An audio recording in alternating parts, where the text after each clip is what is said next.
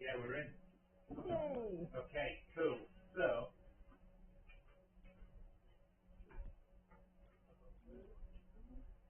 right, we are live. I know Arbonne lip balm. Do Do you? Oh, I've been a consultant with Arbonne for 15 years. Oh. So, Yeah. yeah. I went to Vegas with you with them. Ah, oh, there we go. And I was to Vegas many times. The fun of Vegas, Yeah. the craziness of Vegas. I'll come back and I'm like, what happened? Need to sleep for about 3 weeks afterwards.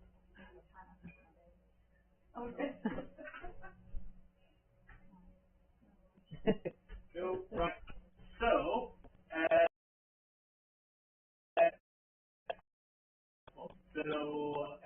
I met Sarah when she came to the shop. I did, yeah. And then, Bouncing around. exactly, we got talking, and then Sarah came along to one of our advice events, and I found out a lot more about what you do, and how you help a lot of women, especially as the hormones start to change. I'm not going to sit here and pretend that I'm an expert in it, so I'm going to just run behind the computer. I might, as well, and if I say, oh yeah, I know how it feels, you have permission to start. No, you don't. I don't. Menopause is a real thing too. Yeah, exactly. But there is I'm seeing a lot in the news now about male menopause. Is that even a thing? Yep, absolutely. Yep, when testosterone drops, absolutely, it can impact a lot of things in the male's body. But also estrogen as well. Estrogen is really important for a male just as much as females. I didn't know if some guys were just doing, no. we're just going to say we've got male menopause. try and fit in with the club. It was a real thing. Yeah, no, it is a real thing. It is a real thing. Men are lucky because they're a bit more robust. Their hormones don't shift as much as females. But yes, it is a real thing. Even if it's a real thing, I don't think we should let them have it. No, I don't think so either. We'll just pretend it's not a real thing. You don't understand. It's just going to be really toxic for guys. Look, I don't think guys would want to say they've got male menopause. No. And then I feel like a lot of people are going to struggle. Yeah. Yeah. It's the thing. Yeah. Absolutely. Anyway, it's not about men. It's not tonight. It's all about the women. So, without further ado, I'm going to hand over to Amazing. Thank you. Welcome, everybody. Thank you for having me. So, I'm Sarah. I am a functional nutritionist, and I've got a real passion for helping women thrive as they age, especially through the 40s and beyond, because it's when a lot of fun starts to happen in our bodies. So tonight I want to talk to you a little bit about the connection between our gut and our hormones, because us women like to blame our hormones for a lot of things. We're like, I'm moody, it's my hormones. I'm tired, it's my hormones. And yes, hormones play a massive role, but the question to ask is it actually the hormones, or is it something that's driving the hormones to be off? So there's a massive connection between the gut and the hormones. So gut health affects hormones, hormones affect gut health. It's a bidirectional relationship, and it's the same with anything in the body. We can't compartmentalize one system of the body, and unfortunately in mainstream medicine, that's what often happens. It's like you go and see an endocrinologist just about one thing, you go and see someone else about something else, and it's like everything works together. You can't just look at one system in the body because everything is linked. So the gut is linked to everything. And Hippocrates, who was like the father of all medicine, said all disease begins in the gut. So it's crucial to everything. So whenever I'm working with people on a one-to-one basis, no matter what they've got going on, I'm like, we have to go to your gut as well. There has to be an element of gut health.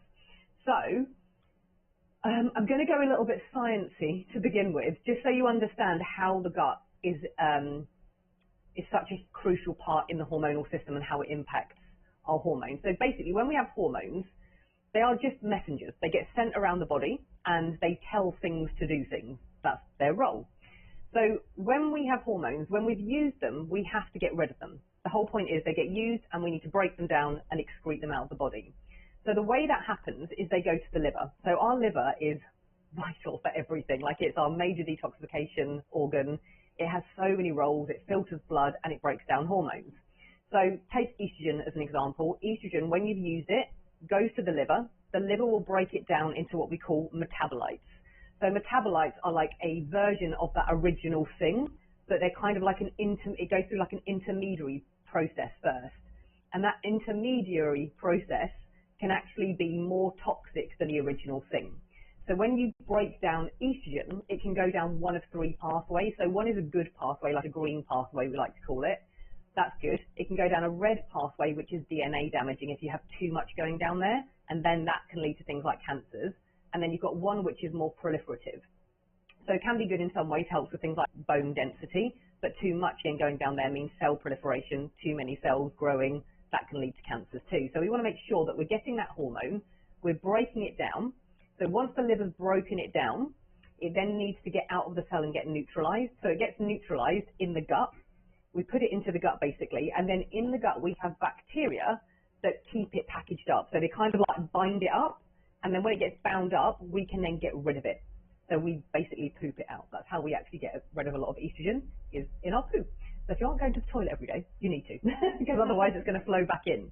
So the problem that we have is if we have an imbalance in our gut bacteria, that process can get really stunted. So you might have things going to the liver, getting broken down, going into the gut, but then the gut basically isn't packaging them up to get them out of the body. So when it comes to estrogen, we actually have a group of bacteria in the gut called the estrobolome, and they're the ones that are responsible for kind of binding up the estrogen and then being able to get it out properly. So that estrobolome, if that's out of balance, that can release these enzymes called beta-glucuronidase. And beta-glucuronidase comes along, and let's just say you've got that estrogen. Think of it like being in a little box. So you've got a box with the estrogen in your gut, and you've got a little ribbon on it. The beta-glucuronidase comes along and goes, I'm just going to take the ribbon off, and I'm going to let it all flow back out. So then that estrogen flows back out and goes back into your system. And that means you have estrogen going back in that should be going out. And that's when you can get a massive imbalance in your hormones, because you've got too much estrogen in relationship to progesterone. And that is where a lot of symptoms that women have actually come from, too much estrogen in relationship to their progesterone. Even during menopause, that can happen. So we can have estrogen dominance, even when going through perimenopause in particular, but also in menopause if there's a big imbalance between the two. So the gut is so important for all of that process to happen. So another thing that we have is certain bacteria within the gut that produce B vitamins, which are really important for energy, but also for that neutralizing of hormones.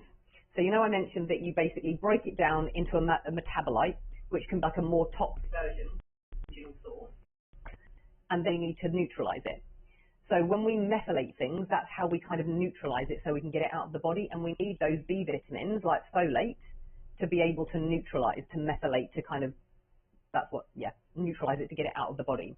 So certain bacteria within the gut are going to do that. And then we have the issue with our gut lining.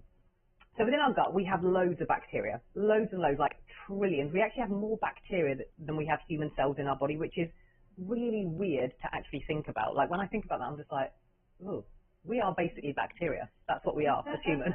Bonkers.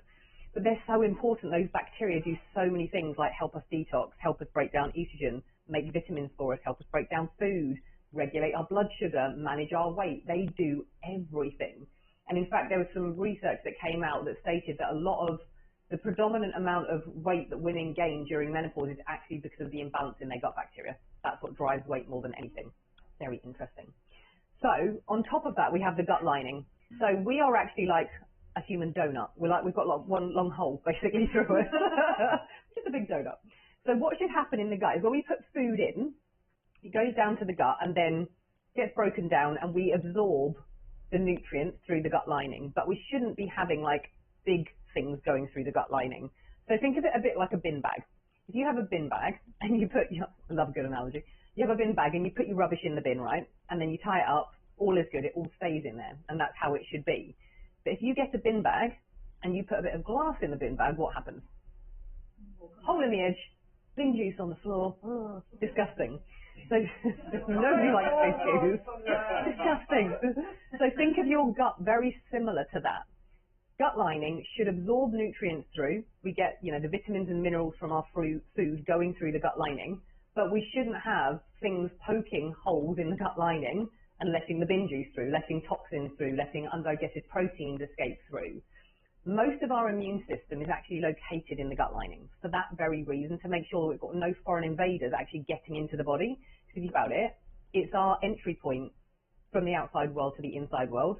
Every time we're eating and drinking, we don't know what we're putting in. There could be bacteria, there could be parasites, there could be anything in that. So we have our immune system there ready to basically fight and go, that should not be coming through here, so I'm going to form like an attack on it. Now the issue here comes for women because We are the superior race, just so you know. We actually are. We have stronger immune systems than men. So man flu is actually real. They get sicker easier. It's a real thing. So next time you've got next time you've got a man who's like, I'm dying, and you're like, get a grip. We are just able to deal with things better because our immune systems are stronger, which is great in some respects, but also detrimental in other respects, because our immune system is already heightened as females. So that means they're more prone to being triggered. And so with hormones, when we have a shift in hormones, that basically kind of annoys the immune system. So high estrogen states, low estrogen states annoy the immune system. So the immune system gets triggered and then gets a bit funky and gets a bit confused about what's you, what's not, what you should attack, what it shouldn't. And that's why women are much more prone to getting autoimmune conditions than men. Now, the thing is, like I mentioned, most of the immune system is in the gut lining. So if we've already got this kind of propensity to having a hyperreactive immune system, and then you're eating things that are damaging your gut lining, and you've got an imbalance in the microbiome that is then causing inflammation, and that's causing the cells of the gut lining to kind of come apart, guess what? Immune system gets triggered, becomes even more reactive. So it's already here, and then you've done something that makes you just go, ah, I'm going crazy now. And what that causes is mass inflammation. And so the basis of everything, the basis of all disease is inflammation, and inflammation mainly comes from the immune system. It's an important thing, like we need inflammation because it's the thing that heals us. So if you break a bone, that's what causes the healing process to happen, is you have this inflammatory response where all the immune system then kind of goes to that injury and kind of fixes it. But then we should have a kind of another part of the immune system that brings it back down into balance. And when you've got this kind of leaky gut, we call it, where you've got gaps in the gut lining, that can basically cause your immune system to just get chaotic and that process not balanced out properly, and that just spreads chronic inflammation throughout the body. So super important to look after your gut lining, particularly as females, when we're already more prone to having a hyperreactive immune system. What kind of things cause the binge-induced sleep? So, We got onto it. What actually tears the gut lining? So gluten is one of the things that unfortunately is one that is more prone to causing issues with the gut lining. It kind of causes a bit of damage to everyone's, but it depends how robust your system is as to how quickly that comes back together. There's a lot of things in our day and age, unfortunately, that can damage it. Like if you think about the amount of herbicides and pesticides and chemicals that we're exposed to on a daily basis, our bodies are not meant to be exposed to that. That can all damage the gut lining. Anything that kind of your body is slightly intolerant to that can cause a bit of inflammation can damage it. And then lots of medications as well. Too much medication can do things like that to your gut. And stress. Stress is one of the biggest things actually that will mess your gut up. And what it does is it doesn't just pull the cells of the gut lining apart, it actually makes the cells themselves permeable, so things can go through the cells. So stress is like the biggest thing that will ruin everything in our body. And in all honesty, for most people, most of their health issues at some point have started with stress. That's the root of it all, and then it's something after that. And we need to think about stress in two ways, physical and mental. So we have obviously the mental side of it, the worry, all of that, but also physical. Like, are you stressing your body too much by eating an inflammatory diet, eating things that are really processed all the time, under eating, overtraining, doing too much HIIT, things like that actually can really stress your body out and cause that gut lining to be permeable.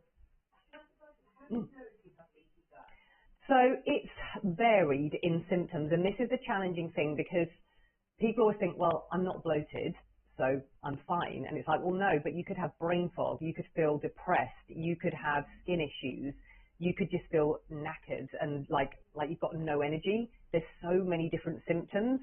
So it's hard to kind of pinpoint one. It's kind of a culmination of things a lot of the time, if that makes sense. If you're having a lot of reactivities to different foods, then I'm like, that's a surefire sign, because you shouldn't have lots of food intolerances.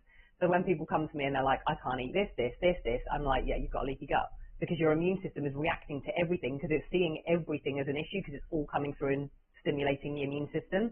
And so that now the immune system has gone into this hyperreactive state. So once you start to get things back into balance and fix the gut lining, everything calms down again. And then they're like, oh, suddenly I haven't got all these food intolerances anymore. And I'm like, good, you shouldn't have, basically. As long as you're eating a real whole foods diet, you shouldn't have 50,000 things that, are good for you that you can't eat.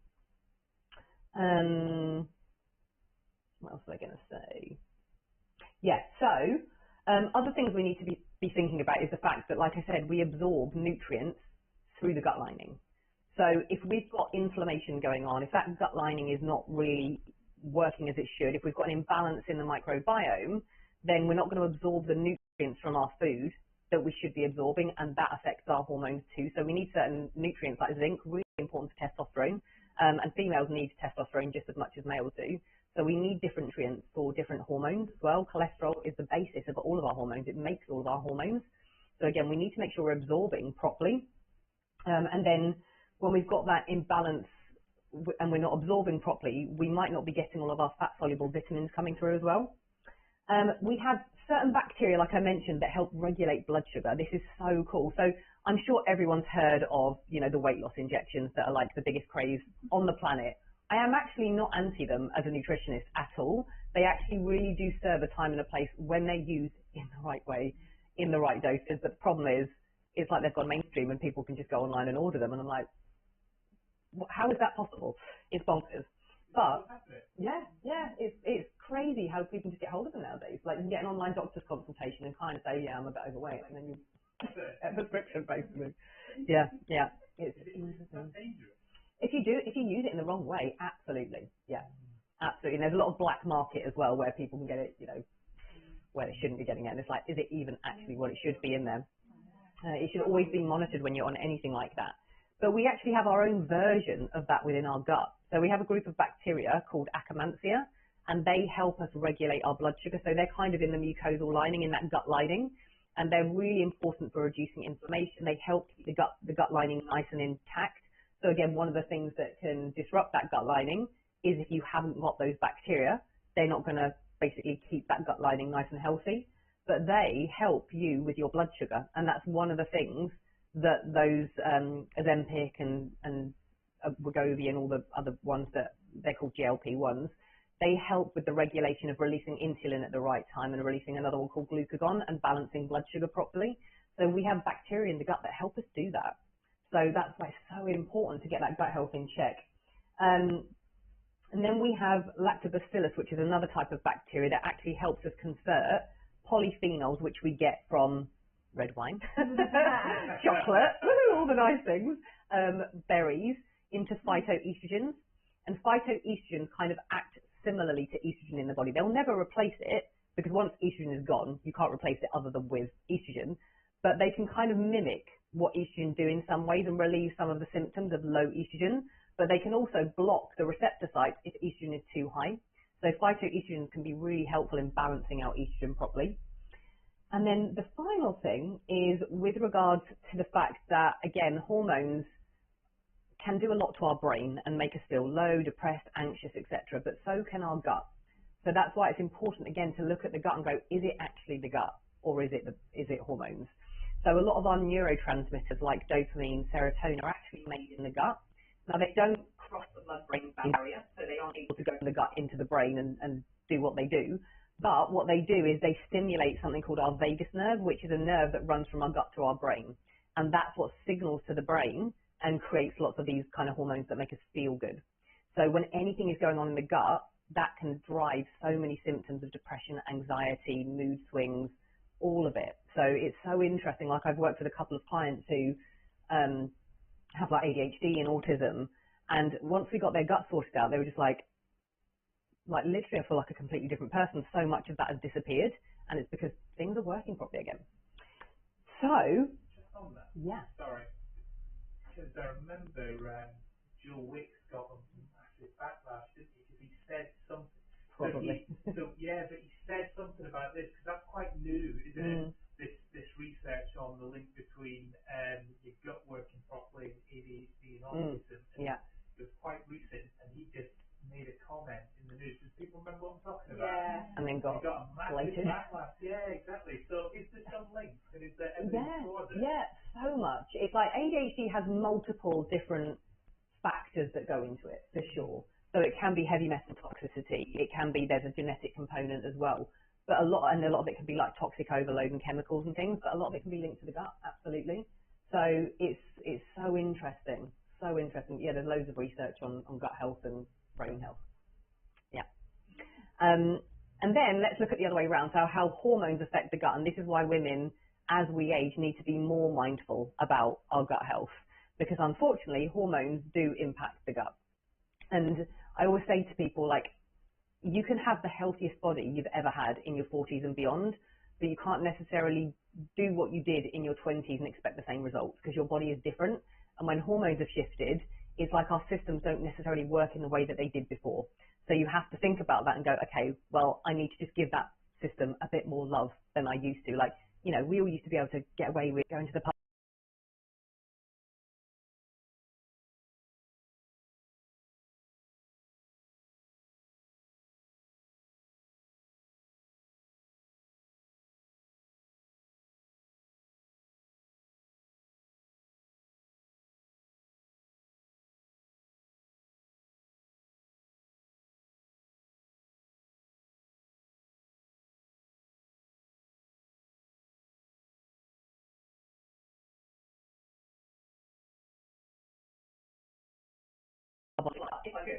If you had a lovely garden, it would be full of lots of different types of flowers, wouldn't it? That's what would make it pretty, all these different types of flowers. And there might be like a few weeds that just lurk around the edges, which is fine. You can kind of deal with the weeds as long as there's not too many of them.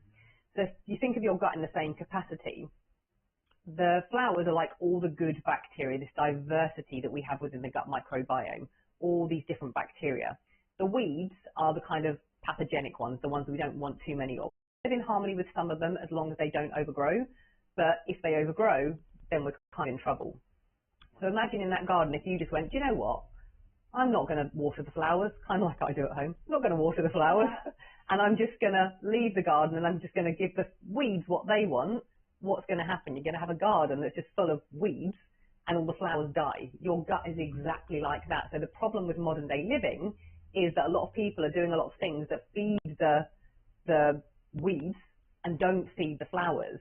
And then when you go through menopause and hormones lower, you already kind of are doing that without you doing any of it. Your hormones are doing that. So that naturally decreases the types of flowers that you've got in your garden. So we need to just be more mindful about feeding the gut with the things that it needs to create that diversity, that all the different foods that can do that, kombucha being one of them.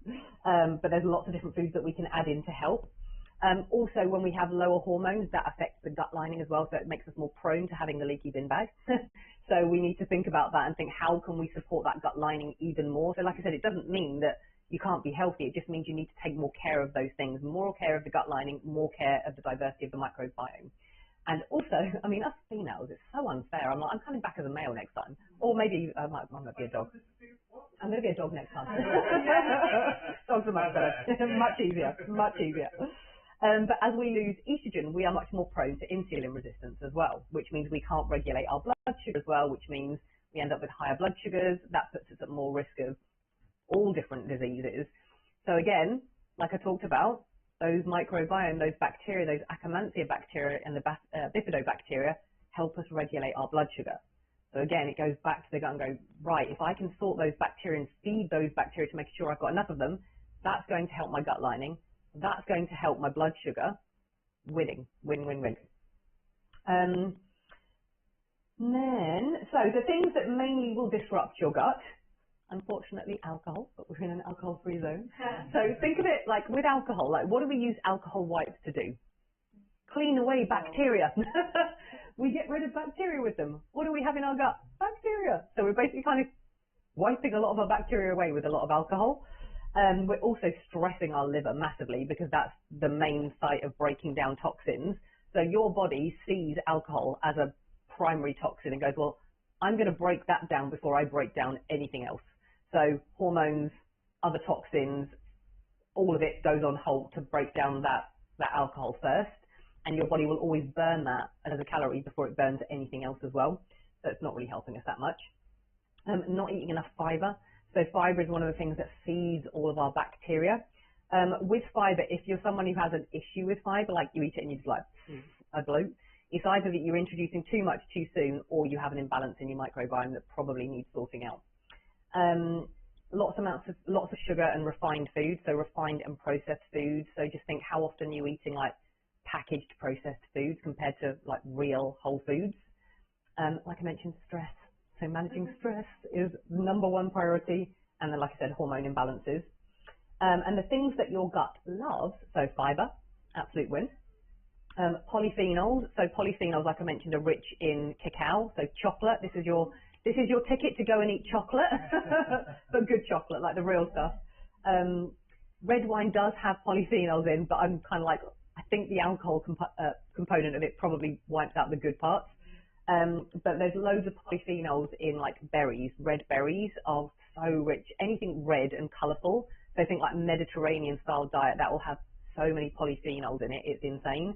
And they're such good things to feed your Akkermansia bacteria and the ones that look after your gut lining and the ones that help with blood sugar regulation. Resistant starch, who's potatoes? Do you like potato? Do you like rice? Yeah? You're going to love me then. So, no. Oh, no. Oh, so here's a little tip for you. If you get potatoes or rice and you cook them and then you cool them before you eat them, they turn into a resistant starch. That resistant starch feeds your good bacteria. So a lot of the carbs are actually going to your gut bacteria and feeding them rather than feeding you. What happens if you cooled it and then you just reheat it? Good question. There's mixed advice on this, so I'm unsure. Yeah.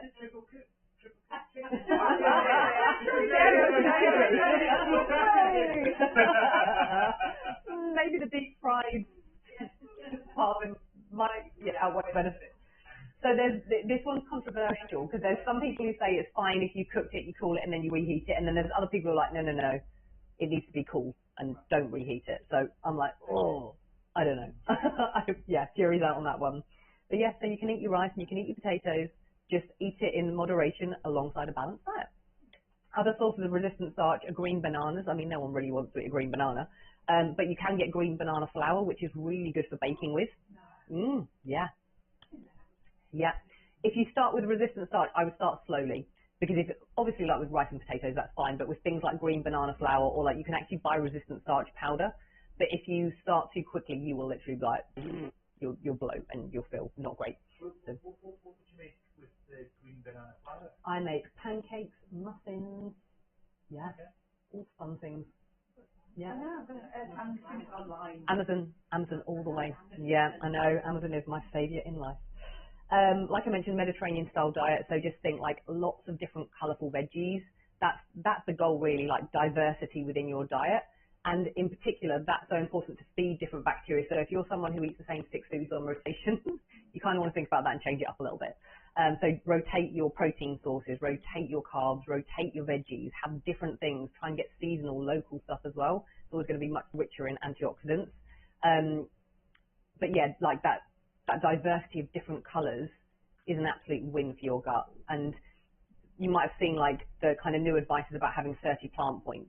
So that's trying to get as many different kind of types of polyphenols and fibers and antioxidants in your diet as humanly possible. And that can come from herbs and spices. It doesn't have to be like, I've got a plate of 30 veg. That would be disastrous. But it can be like herbs, spices, all things like that count as well. And just think, why don't I have something this week that I didn't have last week? Just keep doing that as much as you can to add that variety in. Can I ask a question about this? Yeah. Now, I've heard that coffee can be like proper coffee. It's got a lot of polyphenols in. Yeah, it can be really rich in polyphenols and antioxidants. So the triple kit. You're all going to go away being like, brilliant. Chips, chocolate, wine, and coffee. Coffee's my thing. But, you know what I do? I do need to have a little bit. Do you? Sometimes if I'm doing my intermittent fasting, I won't break it. Yeah. But I do like a creamy coffee roll. I like it. Yeah, you can. Yeah. Get some MCT powder and put that in instead. That's like rocket fuel for your brain. Absolute win. Yeah, and it makes it kind of creamy. If you mix it, it goes creamy. Really? Yeah. MCT powder. So it's a type of fat that comes from coconut, but your body basically does not store it. It just uses it as fuel. So it's brilliant for your brain. Like it's amazing. It's literally like rocket fuel for your brain. Just like focus, clarity, energy. Really good. Especially if you do any kind of fasting, it can really help with that. You could do, yeah. Yeah. Yep. Not Yorkshire tea. Yorkshire tea with MC, an upgraded Yorkshire tea. So do you get your MCT from? My husband's actually got a supplement brand and he does it. Ah. Yeah, MCT powder. Ah, there you go. Little plug for him. What you told us about? Love Life supplements. Love life supplement. Yeah. Yeah. I've seen this. So yeah, that can be an absolute win. And healthy fats are also really good for your gut lining. They really support the gut lining and all of our kind of cells, because our cells are all made with like a phospholipid bilayer, we call it, but it's like a cell membrane, which is kind of the outer part of the cell, a bit like the skin of the cell, let's call it that. And that allows toxins out and it nutrients into the cell. So that's the thing, like we could have all the nutrients in the bloodstream, but if they're not going into your cells, they're actually not doing anything. So this is the issue we come across, like when you're testing in blood.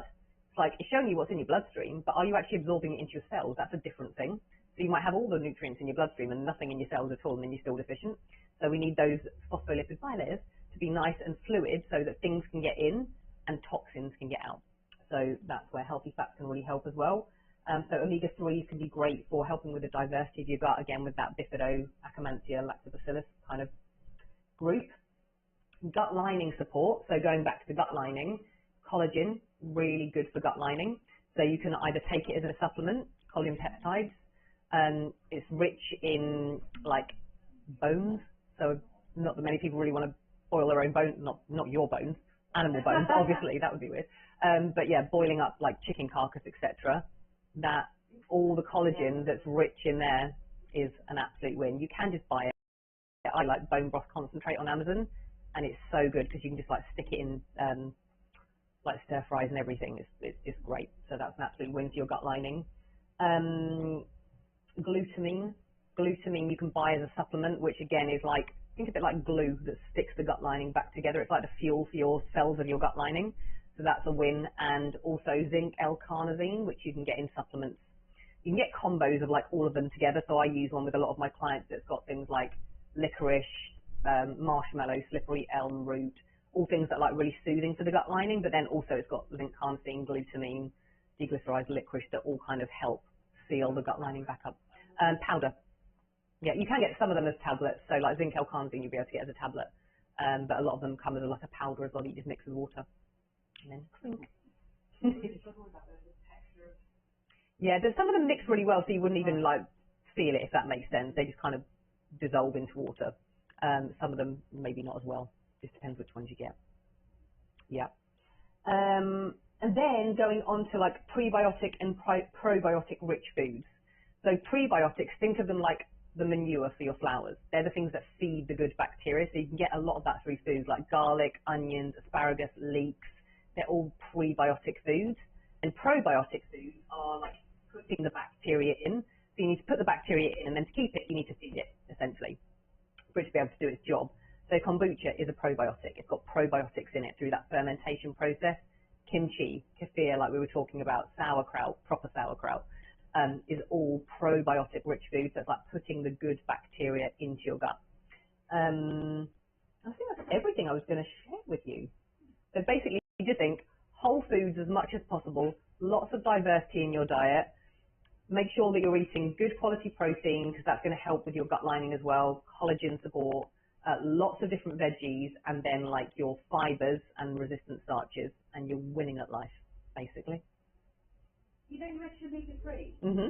So is algae just as good as the omega-3? So algae, it depends which ones you get, but it can be, yeah, it can be, if you're someone who doesn't like fish or doesn't eat fish or is vegan, for example, that can be a good alternative.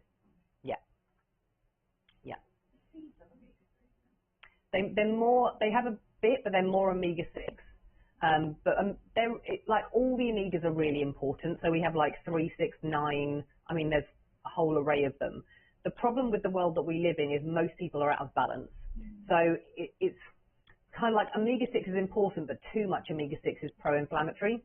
And so a lot of the foods that we eat are really rich in omega-6 because they, like vegetable oils, for example, and a lot of processed and packaged foods will always have vegetable oils in. And that's more of a pro-inflammatory kind of imbalance. So it's getting that balance right. So the omega-6 is important, we need it, but we just need more of the omega-3 most of the time because most people have too much omega-6 already and not enough omega-3. No, they'll be fine. They'll be fine. Make it nice and thick. Yeah.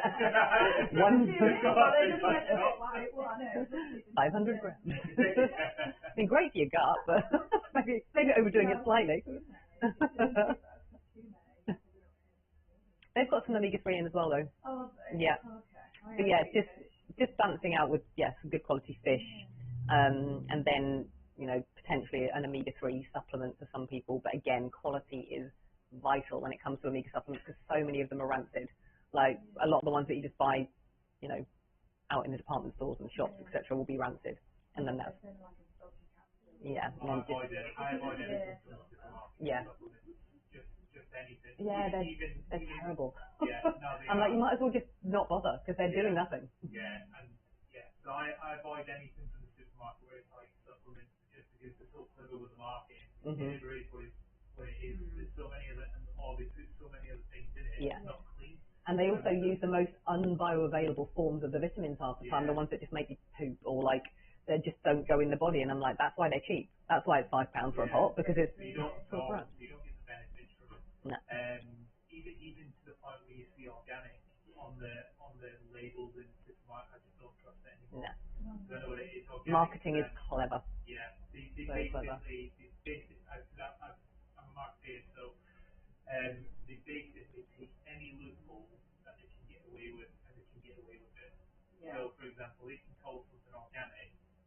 That seal may be organic, but the one next to it, yeah, and then the runoff. Yeah. It's just one example, but it's still. Yeah, it's crazy. And the world of supplementation is like the Wild West. It really is. Like we're more regulated here than like in the States, for example. I mean, anything goes there. But it's like the rules here are actually quite ridiculous, a lot of them. So I know a lot of this because of my husband, but there's something called the Novel Food Act. And it was, I can't remember what year it was, but it's like, That's ridiculous.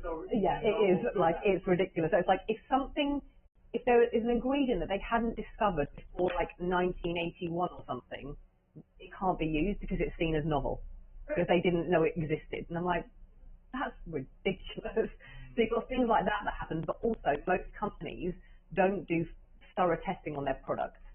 So it means that they can say this is what it states, but if you actually put it through independent clinical trialing, it would probably have about 3% of what it states on the label.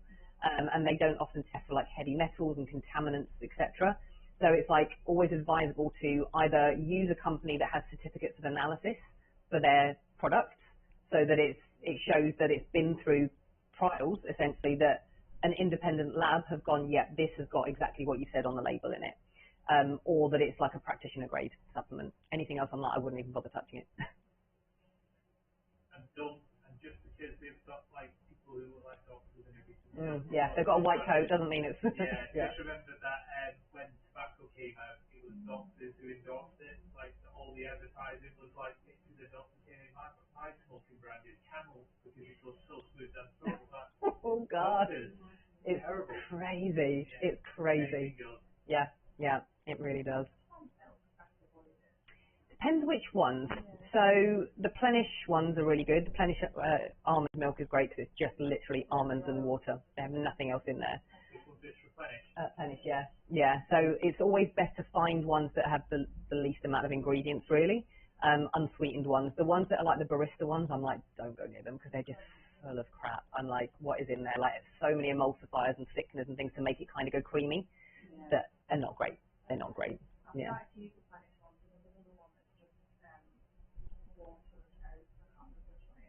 Yeah. It really depends. Like so with things like oat milk, there's this whole thing at the moment as well about blood sugar spikes, which is again get taken out of context. Yeah, so you're going to put oat milk back on my potentially. So the issue is that people have got this massive fear about their blood sugar spiking, and I'm like, your sugar should spike when you eat. If it doesn't, you're in trouble. Like that's normal for your blood sugar to spike, but it's just what we don't want is like spikes and massive crashes and spikes and massive crashes, and we don't want spikes where it just stays high. So So the most important thing to actually look at is like 2 hours after you've eaten, what is your body doing with that fuel? So in a kind of healthy metabolism, somebody's body should be able to deal with spikes and bring it back down to a baseline, like a normal range. But when they've got something metabolically not working properly, that's when we get a lot of issues. So yeah, we don't want to have like, you know, these huge spikes all the time, but we do need a rise in our blood sugar because we need insulin. Insulin is actually really important for hormones. It's what makes us create progesterone. So if we don't ever have insulin release, we're buggered basically. We need it. So it really is about like things get taken out of context. Yes, it is about balance. And I'm always like, you know, you want to make sure that you balance your meals properly. So yeah, if you're having oat milk, have some food with it, like some protein or some fat or something with it. And that'll kind of make it just a smoother transition. And like naked carbs, I would say people don't just eat loads of carbs on their own because that's just going to cause your blood sugar to go wild, and then it stresses your body out because your pancreas has to pump out all this insulin, and then that just stresses the body basically. Then you get a crash, and then that stresses your body out even more because when you have a crash, then you release cortisol because that's one of its jobs. Our stress hormone is to pick up your blood sugar again. So then you're on this constant high and low all day, which is not fun, and you don't feel good when you're like that either. But fearing, you know, blood sugar going up, and when people, you know, wear glucose monitors, I do it with my clients. I get them to check their blood sugar, but 2 hours after they've eaten, so I know what their metabolism is doing. But I'm like, when people, you know, have the monitors and then they eat something and they're like, oh my God, my blood sugar just gone up. And I'm like, welcome to being human. Your body's actually working. It's supposed to do that. So yeah. That's interesting because the Zoe program, they have that on, and it's all about what could spike you, what no. Yeah. What you're actually saying is it's a bit more nuanced than that. It's so much more complex than that. This is why I'm not a fan, unfortunately, of Zoe. It's too simplistic for what the body actually is. Because so many things can cause your blood sugar to spike, like inflammation, stress, not sleeping properly. They will all cause your blood sugar to be just as high as eating a cake. So. How do you know when it's like too high? So I like to see people's blood sugar, like you don't want it to go up more than like 20 points after you've eaten. So let's say your average, this is in kind of American, I should know it in English, but I don't, is like 80. You don't want it to go more than like 100, 110 on average, and then come back down to like your 80s. But everyone's bodies are slightly individual as well. So for example, if some people have more muscle mass, then naturally they run higher in blood sugar because their body, if they're athletic, is so used to fueling their muscles that they create blood sugar, well, they have a rise in blood sugar easier than normal people. I'm one of those people who naturally run higher in blood sugar because I'm quite muscular. So my body is like constantly looking for fuel for my muscles. So I have to just be mindful. It can be good in some ways, like being more muscular, but in other ways it can drive inflammation a little bit more. So everybody is slightly individual in the way that they're kind of made in terms of things like that. So it's just too simplistic, unfortunately. That's the problem. I love some of the concepts of it and getting people to think more mindfully about like balancing their meals, etc. But it's the kind of fear around like, oh my God, I can never have a blood sugar spike that is the issue. And it's expensive. Yeah, super expensive. £400 for a blood sugar monitor. Yeah, this is it. Yeah, and the gut test is just not comprehensive enough. Like I've had a lot of clients that have come to me and they've done Zoe, and then I'm like, I need to send you for another gut test because this is half the information that I actually need to see what's really going on. So then it's like, I've got to fork out another like 300 quid for a decent one because this is kind of half a test really. So it's, yeah. And a lot of the information in the app is very biased. No, you don't need to tell me. All scores the highest. Of course it does, yeah. It's a Tim Spector product. Well, Yeah. it's product, but it's Either. Yeah, exactly. So, yeah. Can I stop you on, talk about the milk, soy milk then? Because I always put soy milk in my smoothie. So, soy milk can be a controversial one. I'm actually quite a fan of soy for females as they age and hormones start to dip. But the problem with soy milk a lot of the time is it's not kind of soy in its real fermented state like it would be if you, picked it up from China, for example. So it's not, it's kind of like it's not fermented in the same way. Yeah. So I'm not as much of a fan of things like soy milk and soy yogurt as much as I am like real soy, like the fermented tofu and tempeh. Problem is tempeh tastes awful. So it's like, yeah. But it's not, I wouldn't say, it's terrible in moderation. No, this is the thing again, like there can be, yeah. Yeah, the real deal. I'm not messing with this watery stuff. So again, depending on the person. So for a lot of females of the age, again, like when the digestion kind of shifts around a bit through hormones, etc., more things can drive inflammation easier, and dairy is one of those things that for some people can. So I always kind of advise people to get kind of A2 dairy if you can. So there's actually farms that you can get raw A2 dairy from. Their milk is incredible. So it's like unpasteurized. And A2 is different in the kind of molecular structure in the way that it's made up, which makes it a lot less inflammatory for a lot of people. Things like goat's cheese and goat's yogurt, etc., as well, are much easier on the digestion. So they're my preference, really. You know what we should do? We've got 10 minutes left. We've got a food that we think bad for them, but want just Do you want clarification? clarification. So we've got soy milk, we've got oat milk. I was also thinking about potatoes. No. Do not avoid the potatoes, they're a win. Red meat. How much red meat? Red meat is good in, again, everything is about quantity and duration.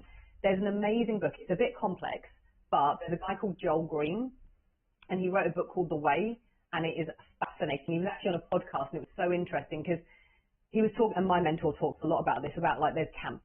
There's the vegan camp, the dairy, no dairy camp, the no gluten camp, the low carb camp, there's all these different diet camps nowadays, and everyone like fights against each other about what is right. And the reality is everyone's right in context. Everything works until it doesn't. So everything is about how long you do something for and how much of it you do. So red meat has some incredible benefits.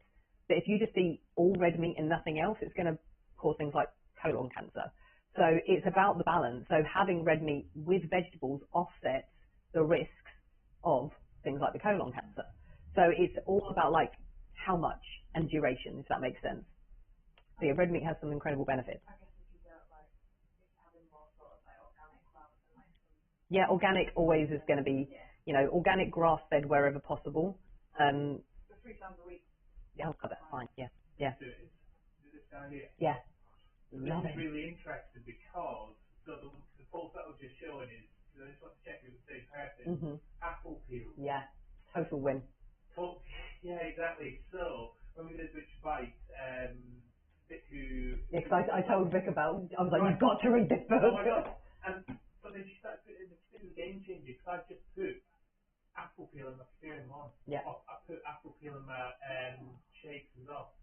And my heel, it's such a game changer. Yeah. Like, it's something that I'm going to get my All the good mom is to. just on the skin, though, isn't it? The best thing to eat with an apple is the skin. Yeah, Yeah, It's like but, most fruits, isn't it? yeah. All the peel is, but what he's saying is, the big deal is that it contains folic acid, and it reduces insulin resistance in body fat, so it targets inflammation in body fat. So what he's saying is, if you've got if you will be able to explain a lot. I'm murdering this. Can you do it for me? I'm waiting now.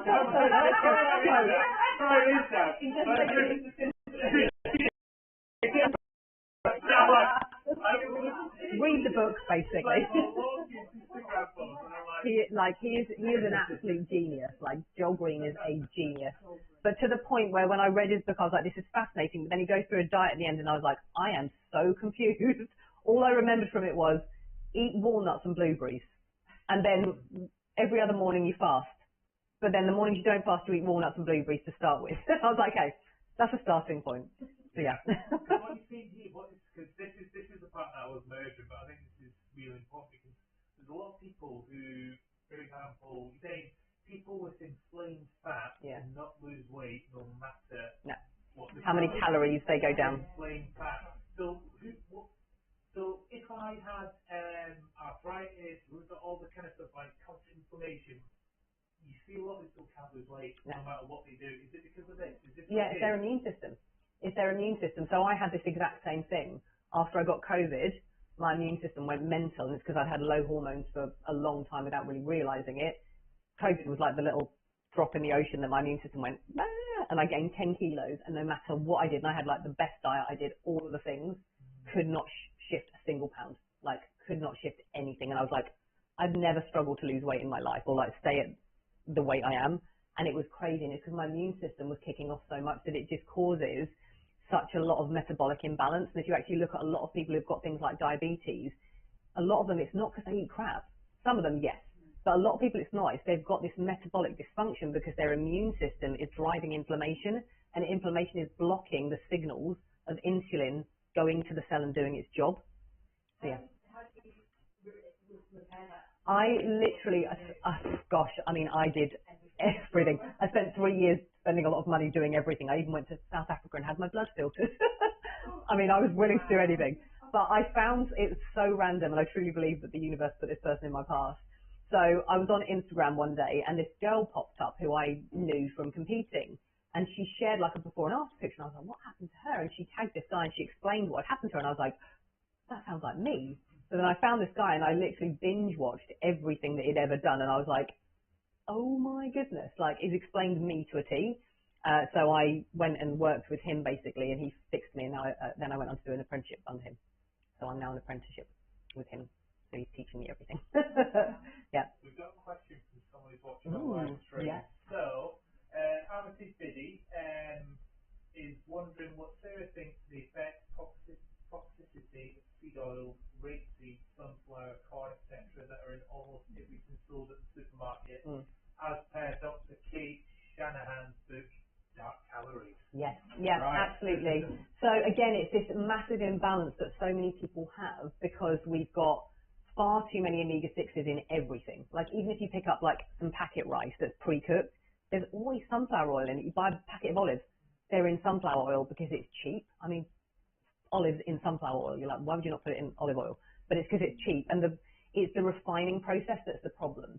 So when they basically make like sunflower oil, for example, vegetable oils, it's so unnatural. So what they do is they like heat the things to high temperatures to extract the oil out of it. And when they do that, it denatures it and makes it really toxic, and that can really damage that cell membrane of our cells and cause it to be quite stiff, and that means we're not getting toxins out and nutrients into the cell.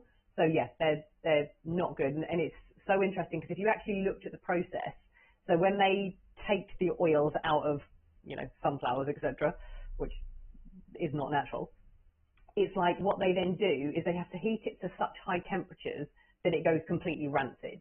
And if you store it in its rancid state, it stinks and it's like grey. So then what they do is they bleach it and they deodorize it to take away the rancid smell and to make it look appealing. So they do that through lots of chemical processes, which are obviously just not what nature does. So yeah, they're not good. They're not good. Yeah. So you think it's olive oil? Olive oil, coconut oil, avocado oil, and if you get, like, there's actually a brand called Udo, he does probiotics, but he's got an amazing book about fats called Fats That Harm, Fats That Heal, or Fats That Kill, something like that anyway.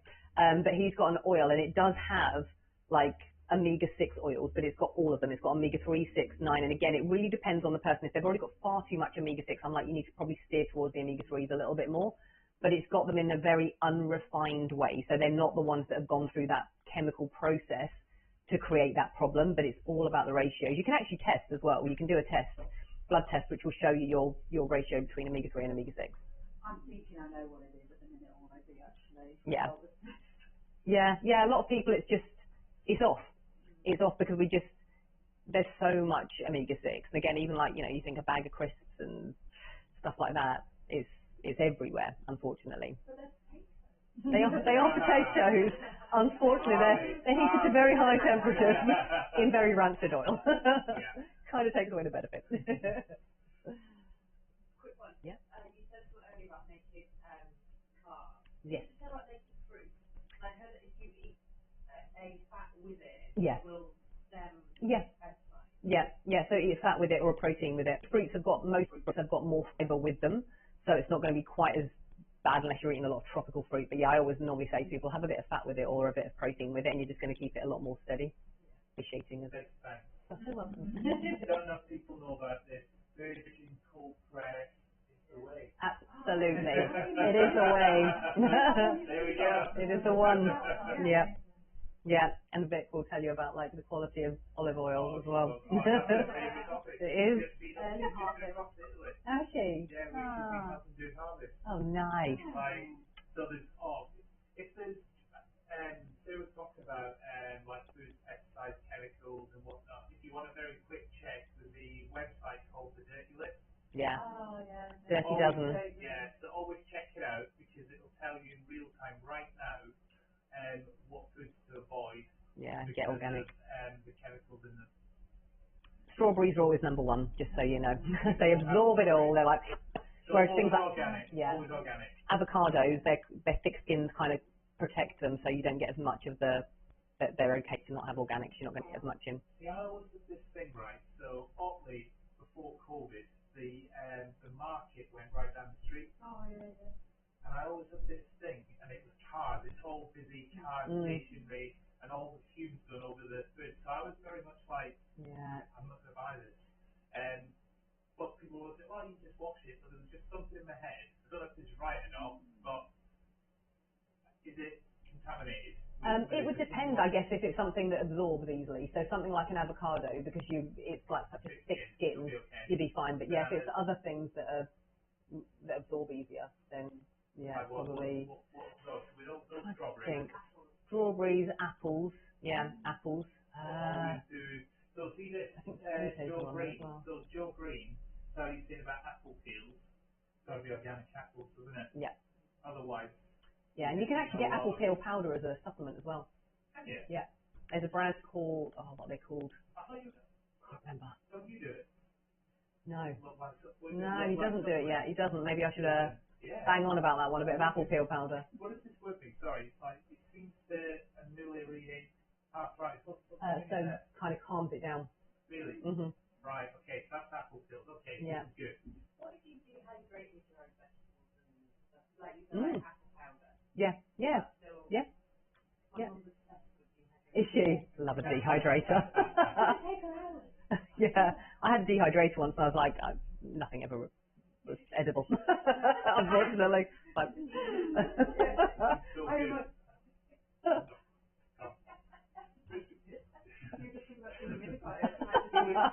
Is that? We are at the end of the hour. That's flown by. That's flown by. You are so welcome. Really good. So say someone wanted to come to you, coach you, advice, how does it all work? That's what I'm intrigued with. Some access on the pharmacy. Yeah, send her along. So I run a couple of group programs. So I run one that's like more of a 4-week kind of nail the fundamentals program. It really focuses a bit on gut health, hydration, blood sugar regulation, etc. But also like stress management, mindset. I run a 7-day fresh start fasting challenge as well. So that kind of helps people understand how to fast effectively and how to get their body in the right place to do it and to get the max benefits from it. And can I ask just a question on this because we touched on this not today but when we were at one of the events, I think it was communication. So fasting for women is different to fasting for men, but all the 90% of all the information out there is based on men. Yeah, and all the research. So what's different for you? Hormones, female hormones. We're more sensitive basically to caloric deficits and change. So men are quite robust in that terms and females just aren't. So we just have to work with our physiology a little bit more. So like in the first week of the cycle and the third week, like between days 1 and 10 and like 15 to 19 are really good times to do longer fasts.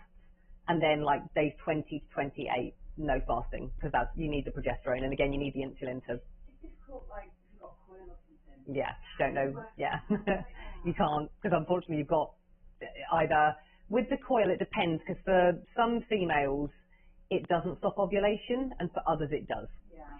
So if it doesn't stop ovulation, you can track through temperature and see when you've ovulated and kind of base it on that.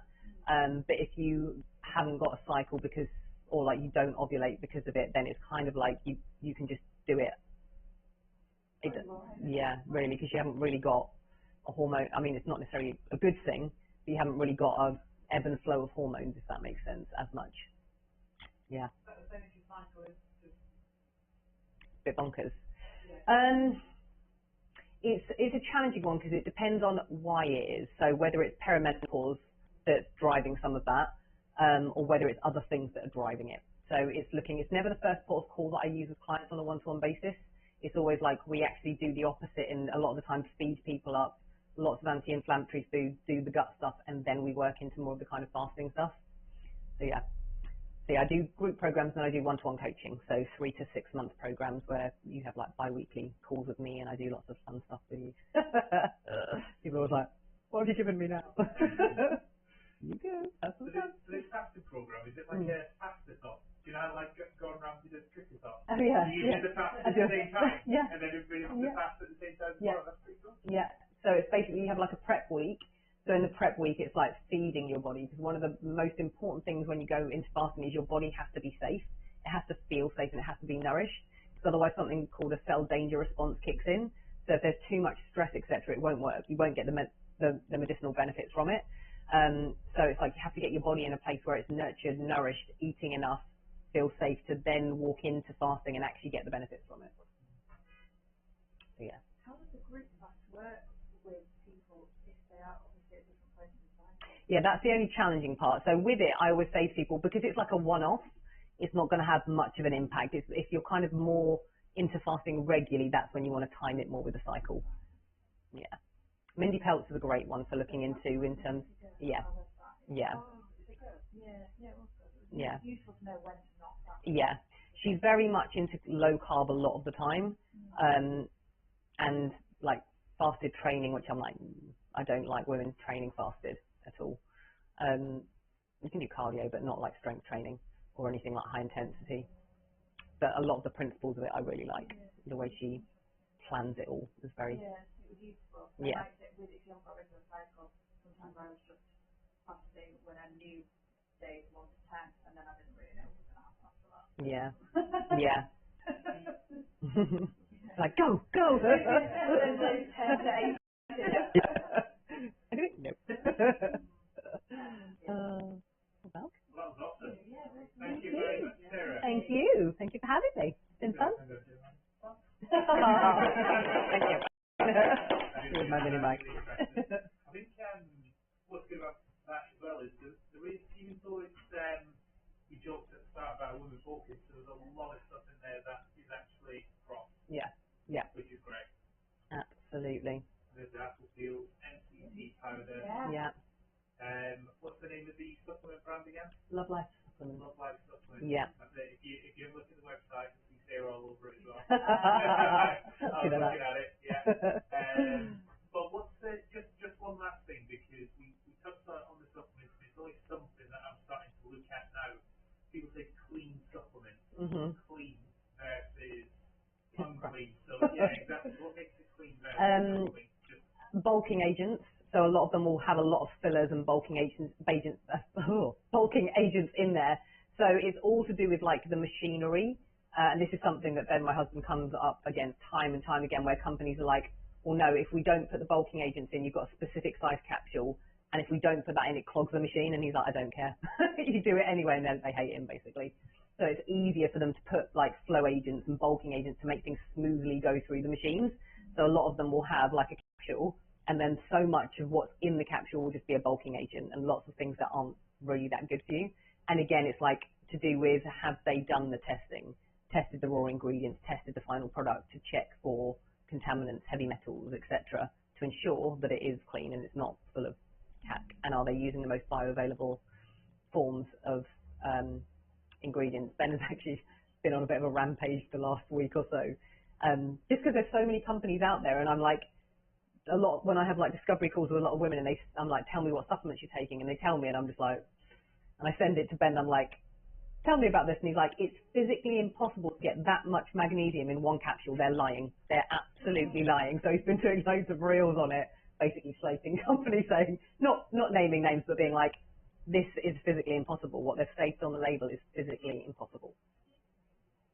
Because it's so unregulated. The problem is it would take enough people complaining for them to do something, but because with supplements, it's not like, you know, you take a supplement and you're like, oh, everything's changed. So people think it's doing something, and half the time it's probably doing nothing.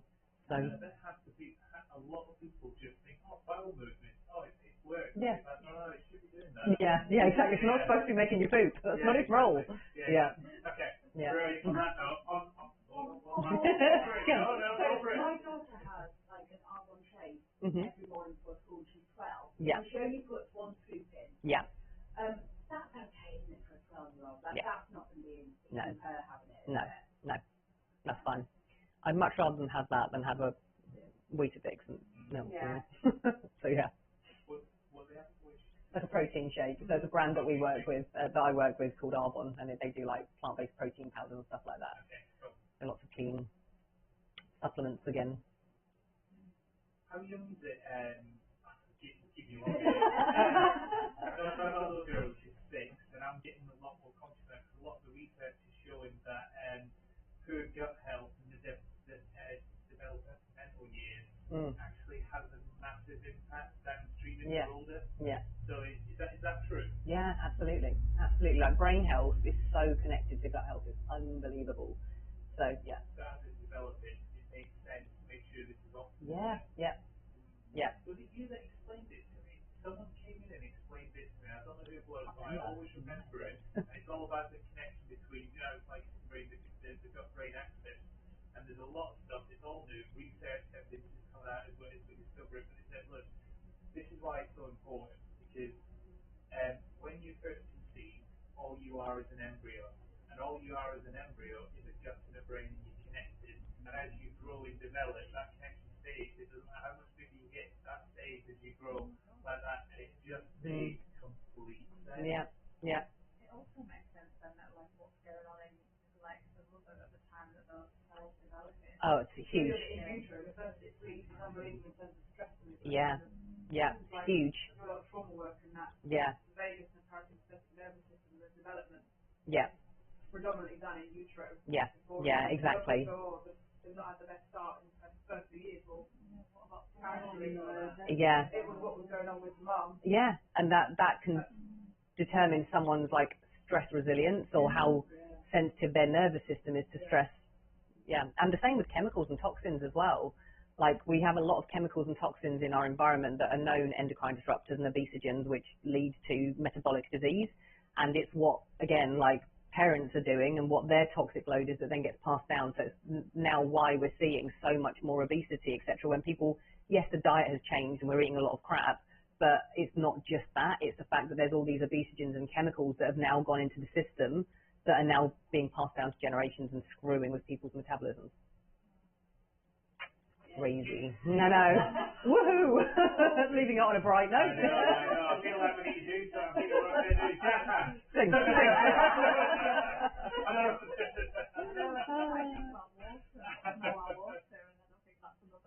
Yeah. I know. Yeah.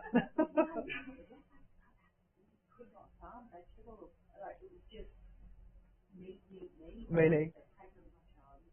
Really, so interesting, isn't it? Right, I'm going to wait until you leave. See you later, guys. You can just right away to the camera. You're being filmed. Oh, you take care.